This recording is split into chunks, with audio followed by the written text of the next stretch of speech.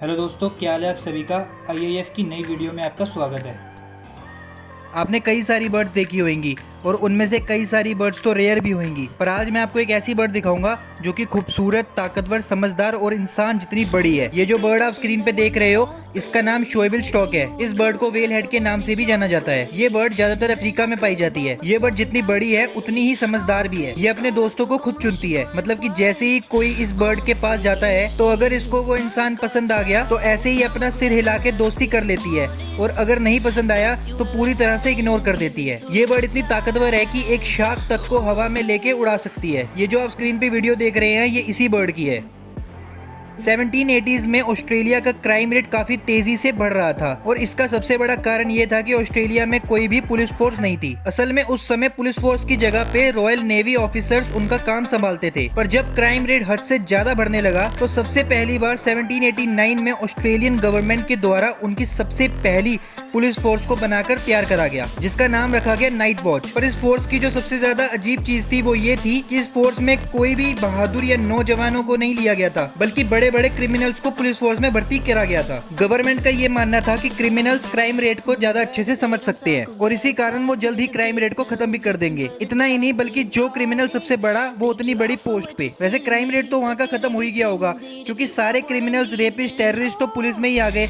अब उनको सरकारी सपोर्ट भी मिल गया क्राइम करने का। उनकी फोर्स का मतलब तो ये था कि जितना रेप करोगे, जितने बंदे मारोगे तो सजा नहीं मिलेगी, बल्कि तुम्हें प्रमोशन मिलेगी। सेम अपनी पुलिस वाला हाल कि जितने इनकाउंटर करोगे उतनी प्रमोशन, फिर चाहे वो इनकाउंटर एक बच्चे को भी समझ आ जाए कि कितना फेक था।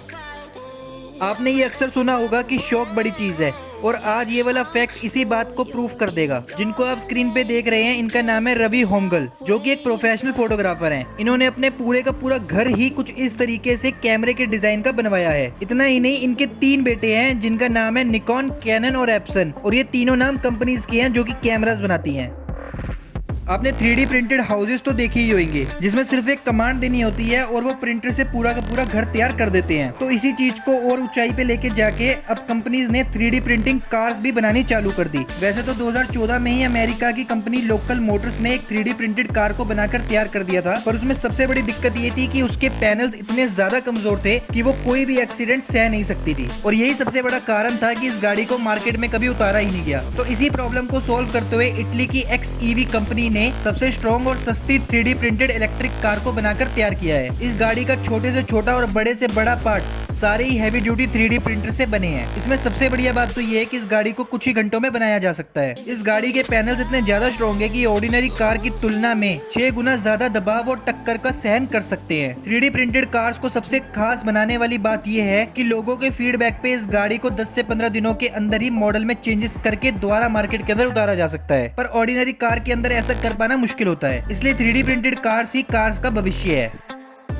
आपने रोड पे चलने वाले स्कूटर देखे होंगे, पानी के ऊपर चलने वाले स्कूटर देखे होंगे, पर क्या आपने कभी पानी के अंदर चलने वाला स्कूटर देखा है? ये जो आपको स्क्रीन पे दिख रहा है, इसका नाम है सबमरीन स्कूटर, जिसको हवाई में अंडर वाटर एडवेंचर के लिए रेंट पे दिया जाता है। इसके अंदर एक सबमरीन की तरह छोटा इंजन होता है, और साथ ही साथ एक छोटा ऑक्सीजन सिलेंडर भी होता है, और एक बारी में आप कम से कम 2-3 घंटे तक पानी में आराम से घूम सकते हो।